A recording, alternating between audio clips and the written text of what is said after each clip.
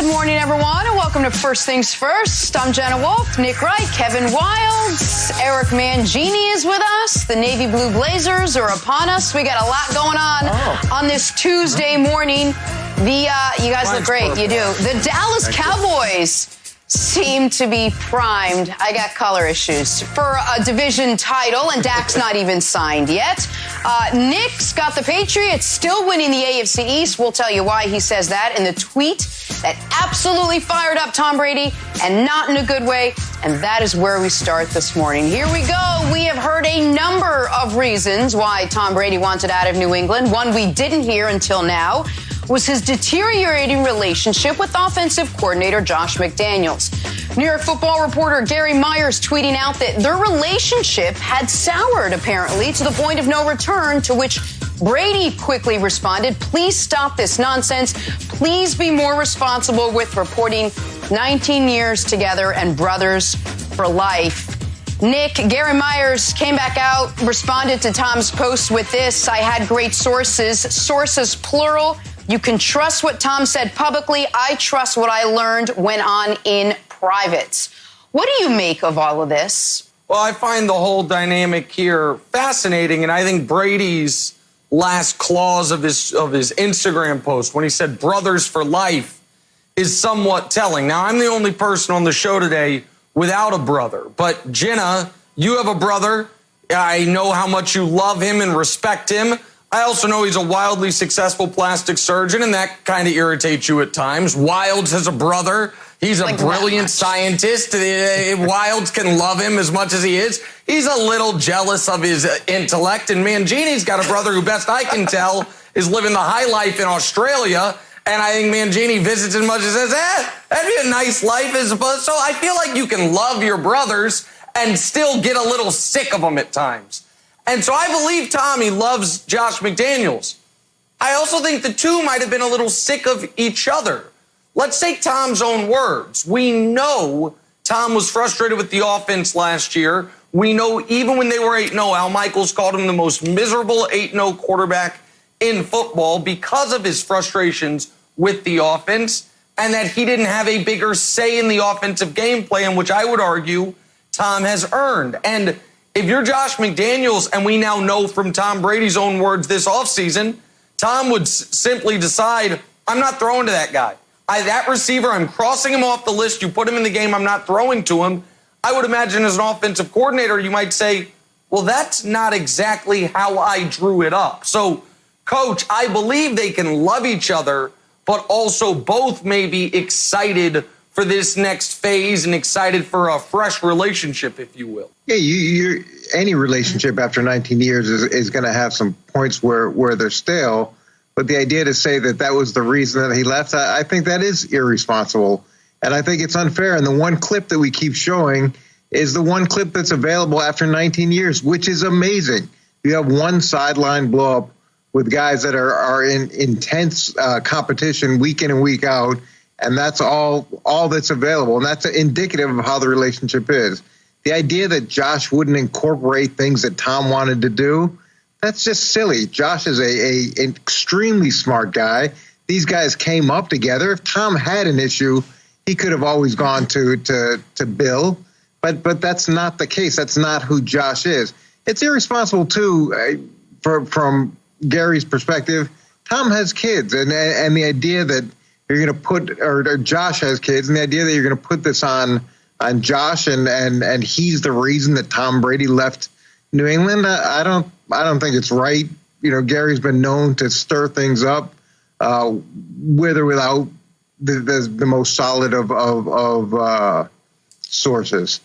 Well, Coach, I'm going to throw it back to you for a question about coordinators' relationships. But me personally, I was happy to add another reason for Tom Brady leaving to my collection. I've been collecting cards. I've got the Belichick card. I've got the lack of weapons last year. I've got it's a family decision. I've got tired of a grind of New England. Now I've got the money. I've got length of contract. I got not being treated nicely in meetings. I've got the weather. I've got he wanted a new challenge. No, he just wanted to have fun. And now I got the Josh McDaniels card. So I've got a nice set of like Pokemon cards here of reasons why Tom Brady had to go to Tampa.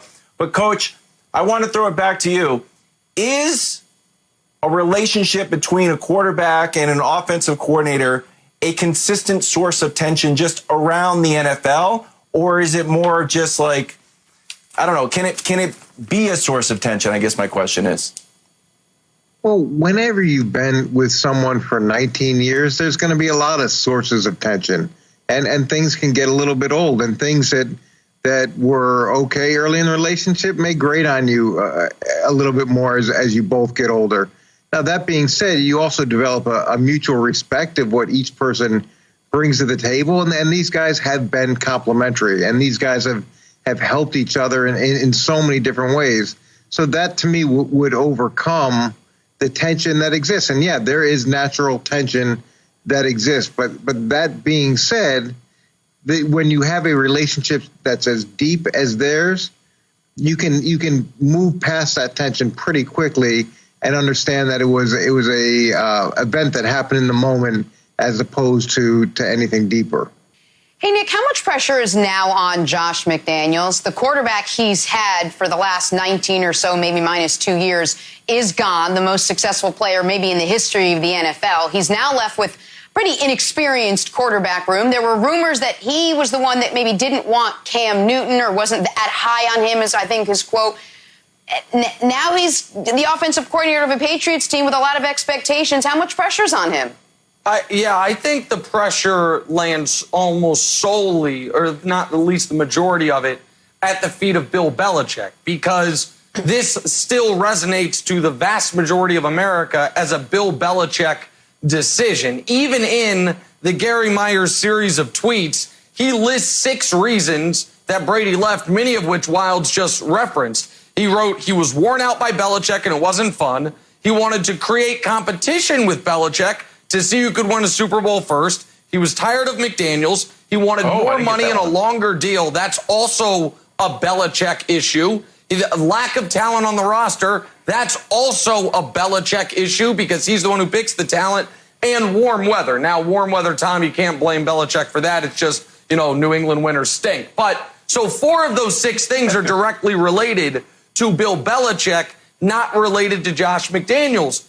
But what I found very interesting, and I want to toss this to Coach if I may, there is a danger in addressing any of these reports.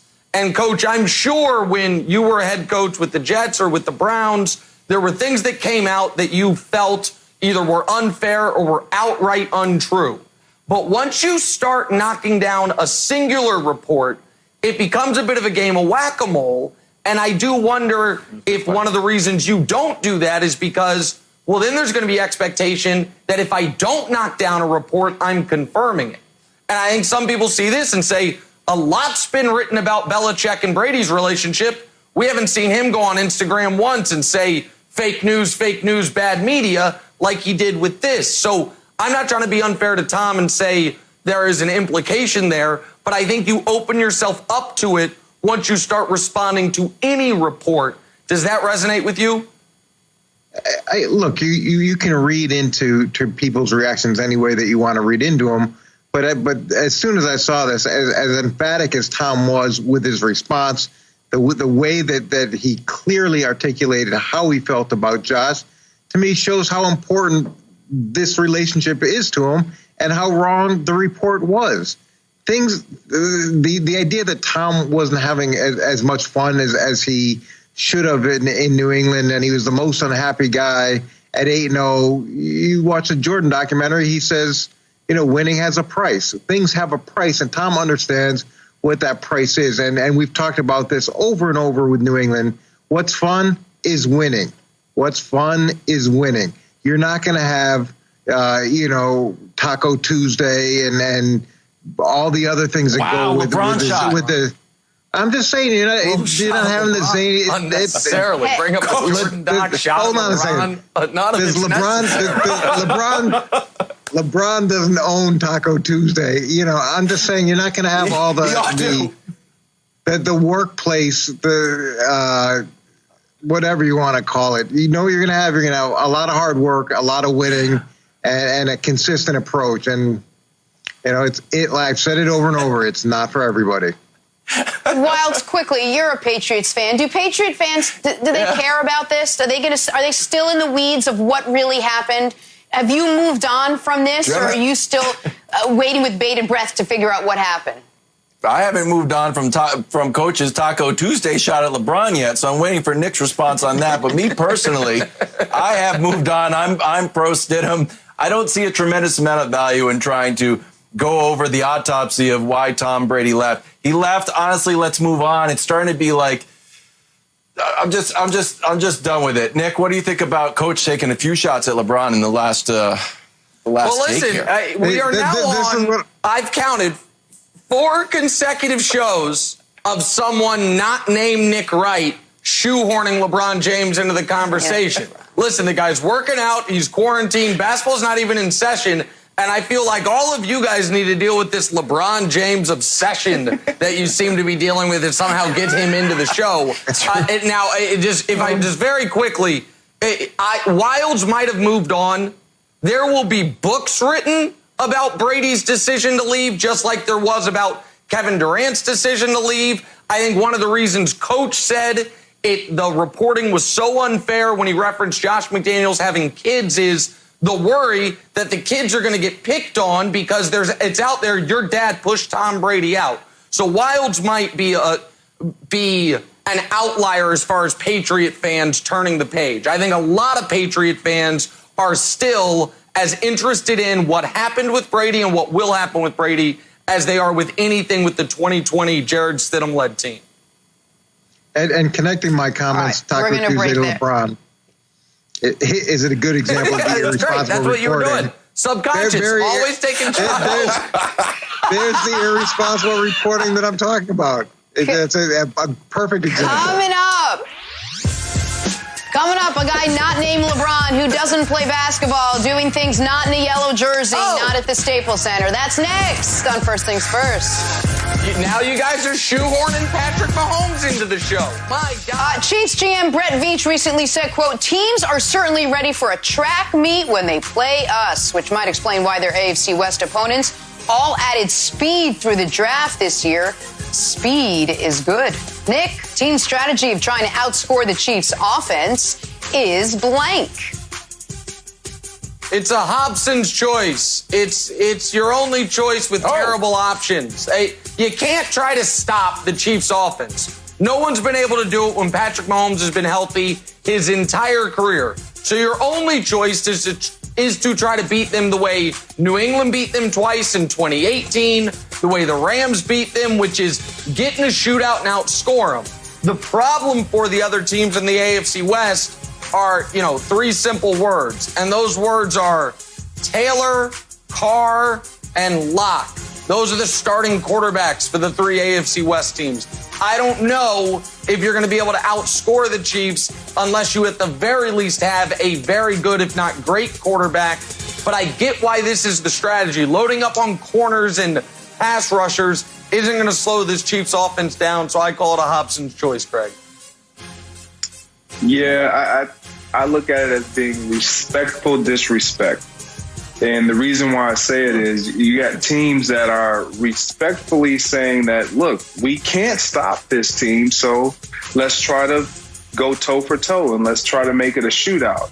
However, the disrespect comes when you start thinking about the type of roster that these teams have.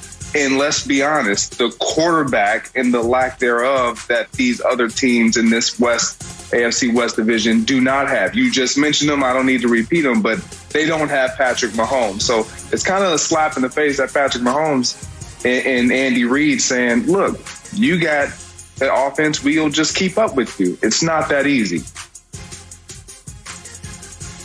Nick, I went with week 4. Jarrett Stidham leads the Patriots into Arrowhead. And when we did the schedule reveal, we didn't make a bet. It's one of the tried and true television segments. The 2 people make a bet, and we compiled the top 5 bets that usually happen on TV. And you can pick one, or we can choose one, or you can give me good odds if you like. Number 5 is usually a terrible haircut. Number 4, gross food, like you have to eat something disgusting. Number 3, you have to wear the rival's jersey. That's a classic one. Number 2, live tattoo, high stakes. A lot of times it's a fantasy football type thing. And number 1, reduction in the strength of a nicotine patch that one of the people is wearing. So I don't know if any of those speak to you, but if you want to choose one of them, or we can make it a social thing that we choose a bet for week 4. Real quick, I'll answer, and then I'll kick it to Jenna. I assume since you're offering to me that I have automatic consent from you, we'll go with 1. If the Patriots beat the Chiefs, I won't wear my nicotine patch I've been wearing for 12 years for a week. Wow. If the Chiefs beat the Patriots, you will wear the nicotine patches that I've been wearing for 12 years for a week. I'm telling you, it'll change your life, man. You'll start having these amazing dreams. It'll be great. You'll be sharper. You'll be funnier. It'll change your life. The best thing, so it's a win-win for you. So there you go. There's the bet. Lock it in. Put it in the bet book, Jenna, we're locked in. It is a lose-lose for me. I got one guy who's going to be down, and one guy who's usually down is going to be up.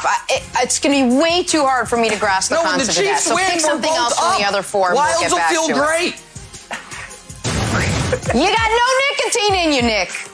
All right, Nicotine Wright wasn't the only one to predict the entire 256-game NFL schedule. Pro Football Focus also spent all of Mother's Day weekend simulating every game. You guys, they, like you, have the Cowboys beating out the Eagles for the division title. Back to you, Nick. Cowboys winning the NFC East this season would be blank. I'll answer it in a moment. And I know that the audience at times and Jenna at times feels that I'm unfair and I pick on Jenna. And I don't mean to. I adore Jenna. But it is amazing to me that even in me and Wild's fake nicotine bet, Jenna didn't understand the terms. If I won the bet, Jenna, I would keep my nicotine patch. You're like, you'd be down, he'd be up. No, Jenna, I would still have had the nicotine patch. You were so confused. All even right, so we're all on brand. About games that haven't happened. They just baffle you. Anything related to gambling, Jenna just has a mental block on. All right. Now, to answer the question, moving along. The Cowboys winning the NFC East would be expected. Listen, we've gone Cowboys, Eagles, as far as division winners in the NFC East the last 4 years. It's flip-flopped. I think the Cowboys have the stronger overall roster, and unlike last year, where they had that very easy opening 3 games, and then it got much tougher, you look at the Cowboys opening 7 games. They will be favorites in 6 of those first 7. Aside from at Seattle, it's hard to find the loss. At the Rams, home for Atlanta, at Seattle, home for Cleveland, home for the Giants, home for Arizona, at Washington, leading into the huge Week 8 game at Philly. I think Dallas 6-1 going into that football game, 5-2 at worst. At worst, pardon me, Greg, I expect them to win the NFC East. Yeah, I was having a brain fart for whatever reason. I was going to say unusual, but because of the flip-flop, that's what I was thinking. It's pretty standard. It's pretty typical. This is what happens in the NFC East division. Teams don't go back-to-back, and the last team to go back-to-back was the Eagles in the 04-05 season. The Cowboys haven't gone back-to-back since 95-96. It is just standard for this division to go. One team wins, that team has no chance the following season. So I'm going with it's going to be pretty standard if they win. Jenna, I went with Wright, W-R-I-G-H-T, after America's foremost prognosticator, Nick Wright. I totally agree with his rankings here. Cowboys, Eagles, Washington, Giants. The only issue I have, Nick, since we're all New Yorkers, you got the Giants at 2-14. I don't think Joe Judge can go 2-14. When former Patriot, he's former Patriot, so I have love for him. Former Patriot Brian Flores was tanking, and he won 5 games. So I need Joe Judge to win more than 2 games. But other than that, I love your predictions for the conference division. Oh, okay. Appreciate that. All right, so maybe you can just do those 256 games over again. Get the Giants an extra win or 2. Moving on to the Texans now. The Giants. Many people speculating that Deshaun Watson will be the next QB to receive a mega deal, one that could reportedly range between $40 million and $42 million guaranteed per year. That is so much money. Nick, Deshaun Watson getting more than $40 million guaranteed per year would be blank. the Bill O'Brien tax. You take the highest paid in the history of the league, and you add 20 to 25%, and that's what you get when Bill O'Brien's negotiating on the other side of the table from you. We just saw this happen with Laramie Tunsil. Laramie Tunsil, who, most famously before the Texans traded for him, was known for a gas mask bong on draft day. He sits across the table from Bill O'Brien and his infinite wisdom with no agent and gets $22 million per year. The next highest paid tackle in the history of football was $18 million. So that's a 22% raise on the next highest. So take $35 million. What's a 22% raise on $35 million? Oh, it's $42 million. So it's exactly what should be expected. Yeah, this is about what Deshaun Watson's going to get. And Brett Veach in Kansas City, for the love of God, get a deal done with Mahomes before Bill O'Brien resets the market on every position in the league because he doesn't know what he's doing. I love Deshaun. He should be one of the highest paid, but $42 million a year would only happen in Houston. Well, the way I look at it, it would be well-deserved because you get rid of arguably your second best talented individual on the team in DeAndre Hopkins. That leaves you with your quarterback solely by himself. So, yes, throw all the bags at him. Back the Brinks truck up and give him what he is deserving. He's been everything as advertised and even more. He deserves it. Go get it, D-Watt. Jenna, I went with Arbachian after Red Auerbach. It's a famous Celtics quote where he said there's two rules on the team. Rules for everyone and rules for Bill Russell. So Jeremy Fowler floated this idea that they were talking about a quarterbacks only salary cap. I don't know how it would work exactly if quarterbacks sit outside the cap entirely and just live in a free market. But I think we're going to see a paradigm shift here pretty soon with the amount of money that Patrick Mahomes deserves in this next round of quarterbacks contracts that are just untenable within the current salary cap. All right, speaking of quarterbacks, let's talk some Cam Newton, who's not yet signed. The free agent quarterback celebrated his 31st birthday yesterday. At least I think it was his 31st. That font he uses on Instagram is literally indecipherable, but we're going to go with it. Nick, the best birthday gift Cam could have received yesterday was blank. And, well, he still could receive it. A nice Instagram post from Jenna Wolfe. No, none of this shade, none of this, oh, Cam, I really like you, but something nice. Post something on Instagram. It'll be refreshing for your followers. They'll wonder if you were hacked because they'll be like, wow, 77 consecutive posts of Jenna doing workouts and now something about someone else. It'll be a nice departure to something nice. After the show, thumb out, rooting for you, Cam. Hope you're doing great. Hope the rehab's going great. A nice IG post from Jenna Wolfe would be the best thing Cam Newton could receive. He deserves it, Jenna. Go ahead, Greg. He couldn't care less about an Instagram post from Jenna. He wants the contract. Get the man done. Look, get him a contract. A team needs to call Cam Newton, sign him to a deal, and be secured for their backup situation, who he will eventually take their starting quarterback position's place. Period. Contract.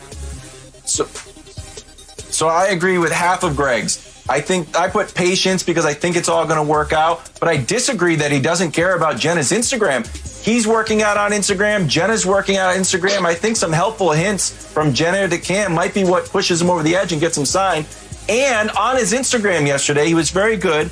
He thanked everyone for the love and support from many people he valued. Family, friends, and the rare shout out to strangers. Just all the strangers that are giving him love and support. He thanked them. So he does care about you, Jenna. That's where You're closer than a stranger. Wilds, exactly. You're new to our group here. I've been basically tweeting and Instagramming out to Danny Ainge for the better part of 17 years. He has yet to acknowledge my existence. If I do one Instagram post to Cam and I get something back, everything's turned upside down. I'm all pro Cam moving forward, and we're done with Danny. There you go. All right, we're going to take a break. Let's see what happens. Has she been Instagramming Danny Ainge? A long time. It's really weird, Wilds. We'll talk about it during the break. It's creepy. There's a restraining order. We're going to make you happy here, Wilds. It's not great. There's no restraining order. Well, Jared Stidham lead the Pats to a title, division title. Next on First Things First. Oh, that's good. 32 We are just 5 days away from the return of live racing on NASCAR. Don't miss the historic green flag. NASCAR is back, guys. Sunday, 3:30 Eastern, 12:30 Pacific, only on Fox. All right, time now for our Prime Performance, sponsored by Whole Foods Market. The NFL hoping to gift us a season this year, 256 games of football. Nick broke down his projected NFC standings yesterday. Today we have his AFC side of it. Nick, what do you got for us? Well, I want to give Coach a moment. Grab, Coach, your laminated schedule grid I sent you so you can follow along closely. We can reveal the AFC standings now, so, Coach, you can kind of have a multi-screen setup right now. AFC standings there are a few things probably jump out at you there. It's kind of a cornucopia of predictions. I got the Chiefs going 14-2. Now, I know a lot of you guys thought I'd pick them to go 16-0. I'm a realist. I don't think they're going to go 16-0. I think they lose at Baltimore, and I think they lose at New Orleans. Lamar has never beaten Patrick Mahomes and the Chiefs. He's 19-1 against the rest of the NFL in the regular season. I think that ends this year. The Chiefs then will be overwhelming favorites in their next 10 games leading into the Week 15 game at New Orleans. So I predict really good things for the Kansas City Chiefs being the 1 seed. Also, if you saw those standings, I've got the Browns making the playoffs. Now, I had the Browns making the playoffs last year. I was wrong on that. My apologies, America. Can't be perfect. But I think the Browns have an opportunity to start their season off really well. I mentioned Lamar's 19-1 in the regular season against the whole NFL aside from Kansas City. That one is to Baker Mayfield. Browns have their toughest game of the year in Week 1 at Baltimore. If they can win that, home for Cincinnati, home for Washington, Week 5, home for the Colts, a team that Week 7, home for the at the Bengals, a team that desperately needs a fast start, I think has an opportunity to get off to a really fast start. And the other big takeaway I assume some people are going to have is Miami in the playoffs. Let me explain Miami just for a moment here. Miami won 5 of their final 9 last year with a field goal against the Jets at the gun away from winning 6 of their final 9. Spent a ton of money on defense in the offseason, and they got a gift from the scheduling gods in the middle of their schedule. Look at Week 7 and 8. Week 7, the LA Chargers come all the way across the country to Miami for a 1 p.m. kickoff. Week 8, the LA Rams come all the way across the country to Miami for a 1 p.m. kickoff. Back-to-back weeks with the West Coast coming east for early kickoffs. That combined with the soft underbelly of the Jets in that division, I really like the Dolphins' chances to go 9-7 and sneak into the playoffs. I didn't even mention the Patriots, Coach, but I do have them winning the division. There's a little, a sampling of my AFC predictions. What are your thoughts, Coach? Well, I'm okay with the Patriots winning the division. I think you have to put them there until someone proves that they can knock them off. 10-6 seemed a little bit light there. They haven't won only 10 games in I think about 10 years. The Bills at 8-8, I think you're wrong there. Very strong defensively. They've done some really good things offensively. To me, they're the biggest threat to the Patriots in terms of winning that division. The Dolphins could go either way. They overachieved last year. They've infused a lot of talent. How well they're able to make that fit and what type of significant contribution Tua makes and how quickly he can make that remains to be seen. In terms of the North, you have the Ravens losing 4 games. I'm not sure how you came to that. They've got the easiest schedule. But okay, I like the Browns making the playoffs. 11-5 seemed a little bit high to me. It's still, they've a ton of talent, ton of good things in the offseason, but how well are they going to be able to navigate those personalities? And that's always the issue. The Steelers at 8-8, you can't underestimate the Steelers. You can't underestimate the Steelers. Once Ben Roethlisberger's back, what they did last year in the situation they were in was impressive. So that could go either way. The Titans, not sure why you have them as high as you do. They've lost a significant amount of talent and leadership. And that division, as much as you want to kill the Texans have been in control of it for the most part over the last 4 or 5 years. And in the West, the Broncos at 3-13, I think you're dead wrong there. Vic Fangio's effect defensively usually comes into play a little bit slower than some other coordinators, but it's coming. They won, 4 out of the last 5 games, and they've added some nice talent. And they lost the games they lost last year at 7-9. They lost a bunch on the last play of the game. So I think they're going to push in that division a lot more than you have. Wow. Well, so first of all, Nick, I think Coach has done an excellent job studying the laminated schedule that you gave him. I mean, that really paid off dividends for you. I had a specific question about the Dolphins before you talk about the Patriots. I want you to dig into the Patriots too. If you've got the Dolphins at 9-7, that feels into the playoffs. That's win now mode. So how do you think Tua fits into that plan if they're in win now mode / develop Tua? Listen, I think Tua is, if he's healthy, I think he's as good as Fitzpatrick. And I think they showed you last year they didn't need excellent quarterback play to win more than they lost at the end of the year. So I think they can go slow with Tua. I don't think he has to start week 1. But by the time you have that opportunity in your schedule, week 6 through 10 leading into the bye to really rack up some wins, I think we could see Tua on the field. Now, you mentioned the Patriots and how they get to 10 wins. I think this is really important if we could show the Patriots schedule, because I do not have them, Wilds, starting off great. I have them actually starting off 4-6 because I think those first 10 games are very tough. But that final 6, when the Patriots tend to be peaking, you're home for Arizona. Arizona goes west to east. Then a very interesting setup where you go to the West Coast to face the Chargers. Then on Thursday night, you face the Rams in the same city. The Rams the previous week are actually on the road. So they will be traveling for their Thursday night home game, and the Patriots won't be. You're then in Miami and then home games against the Bills and the Jets. I think the Patriots go 6-0 at the end of the year, and that's how they end up winning the division away from Miami and from Buffalo Wild. Okay, then I feel okay about it. And then in playoffs, it would be the Belichick Bowl. You've got Patriots-Browns in Foxborough. I think that would just be a tremendous game for the entire league. Well, Coach, weren't you involved in, first of all, it'd be great. I'd be super excited, and we'd see Baker in the playoffs. Weren't you involved in a Patriots-Browns playoff game on the other side of the equation? Like, people think of you with the Patriots and head coach with the Browns, but weren't you in Cleveland for a Patriot-bound playoff game? Feels like the last time the Browns made the playoffs?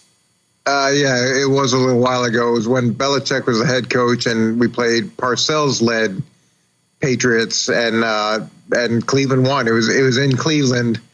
But the Wilds, if the Patriots start 4-6 with Stidham, you're going to have some real emotional issues. I mean, I can't see you suffering through a 4-6 start to the season.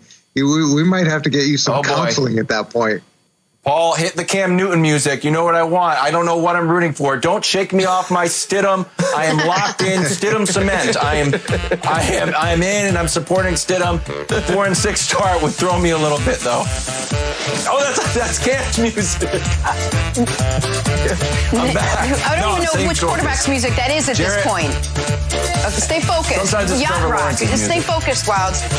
Nick, I gotta ask you a little bit one more time to go over why you think the Browns are going to be better this year. What changed last year? I had one guy that came onto our show all last year that agreed with me that maybe we should wait and see how the Browns unfold before we write them into the playoffs, and that was Eric Mangini, who now also thinks the Browns could make the playoffs. They have a similar roster. Yeah, they have another year under their belt, but it doesn't feel like they have any more unity. They've had no offseason to really get together and train and practice. Why do you have them making the playoffs? Yeah, I don't think unity was their issue. I think their issue was terrible coaching and terrible quarterback play, and I believe they'll be better at head coach by default. And I don't think Baker is an awful quarterback. He played like an awful quarterback last year. There's no way around it. So even if he's not a future MVP, if he just plays like the 14th best quarterback in football, that is a markedly better team. Plus, they did address the offensive line this offseason, which was their biggest point of weakness as far as roster construction.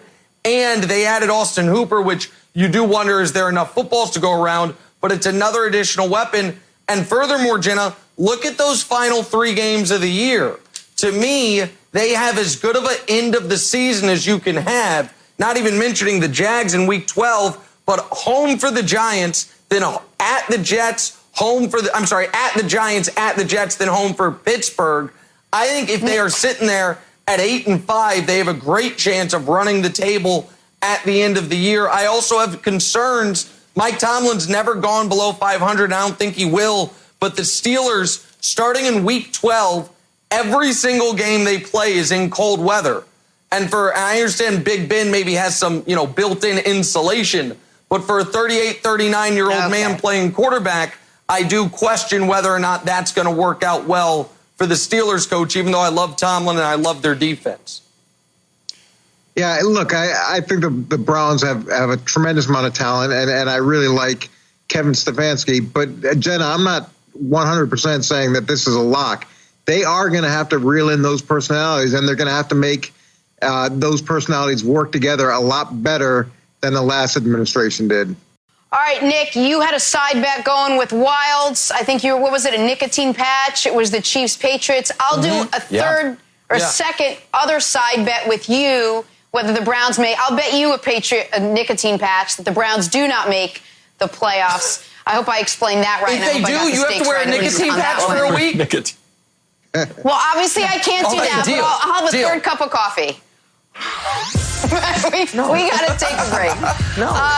Coming up, is Tom Brady about to change the Bucs franchise? His star wide receiver thinks so. That's next on First Things First. Hey, Nick.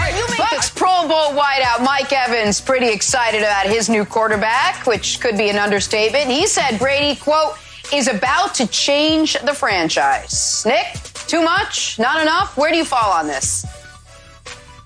No, he nailed it. And the only critique I would have is I think that he's saying he's about to do something that we actually have information he's already done.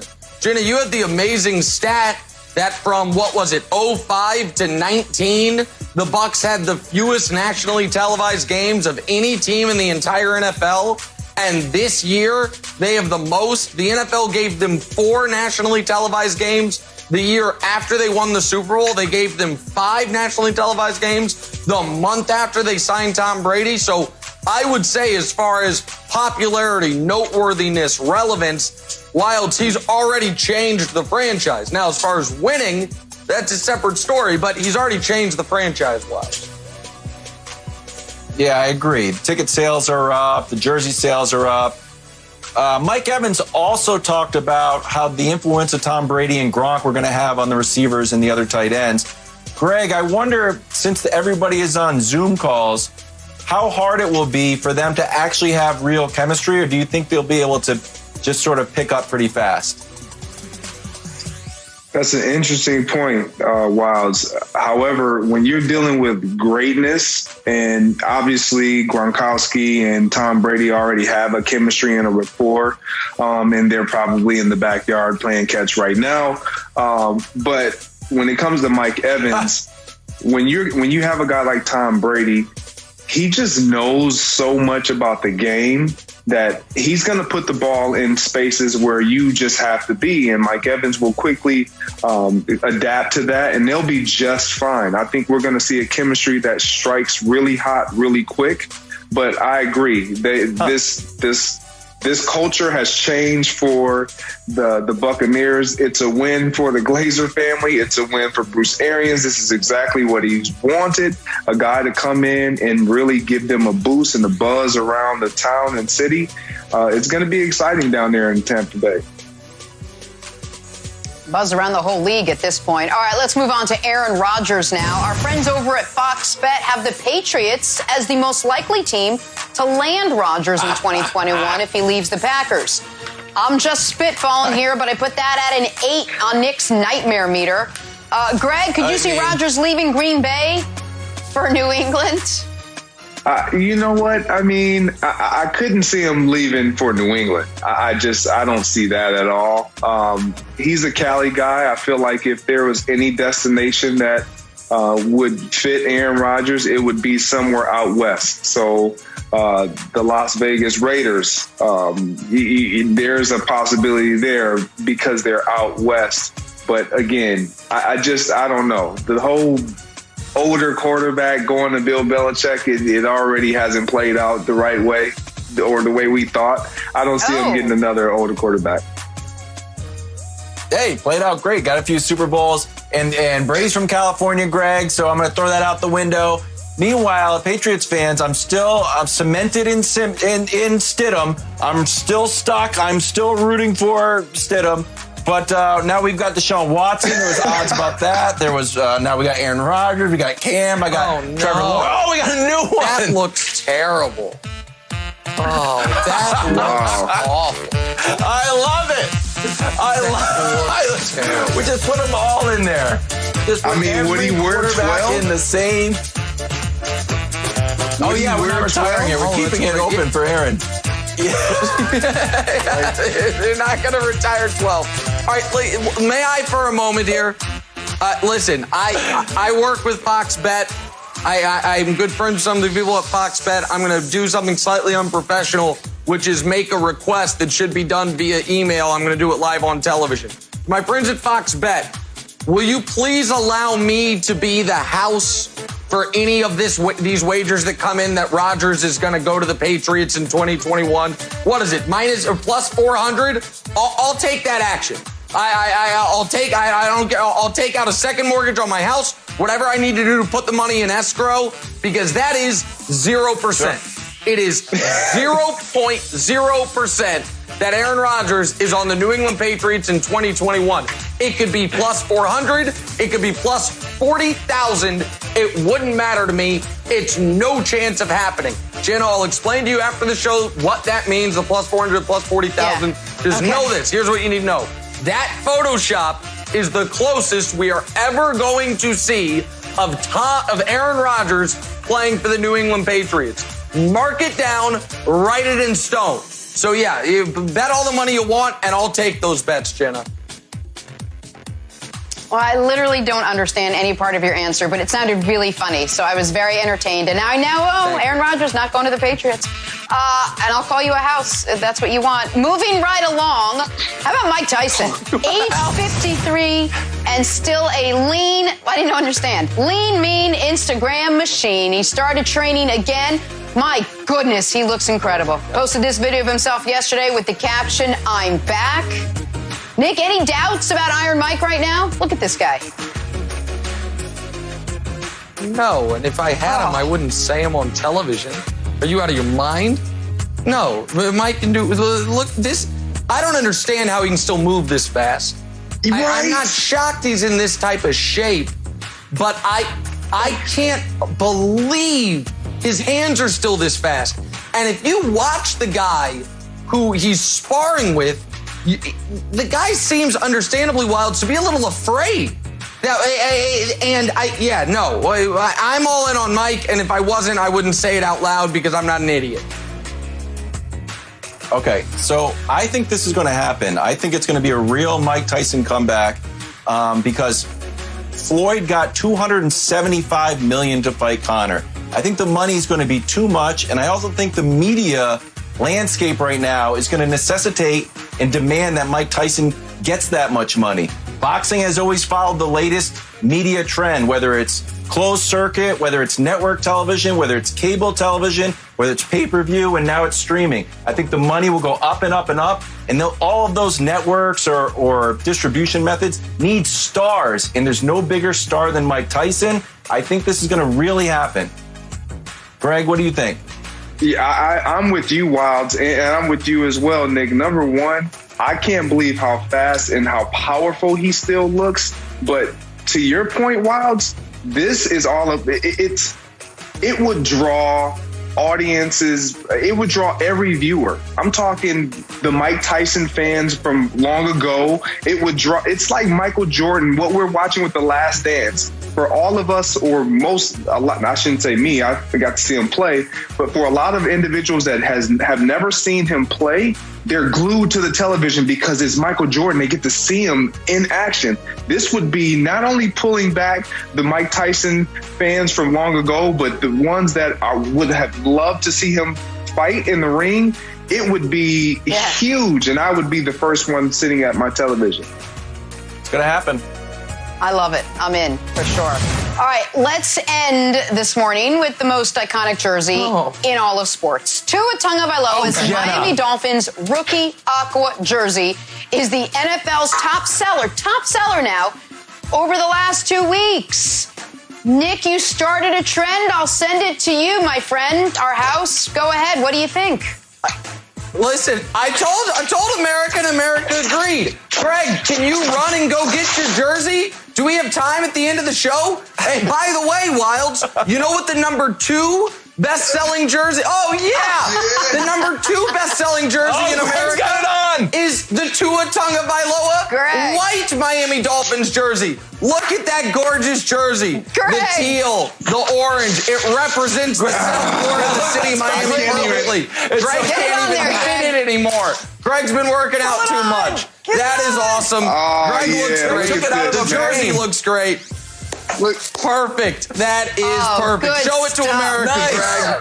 Good stuff. Yeah. This is what it's all about right here. Have a great rest of the day. Greg, don't take that off. Stay safe, everyone. We'll see you tomorrow.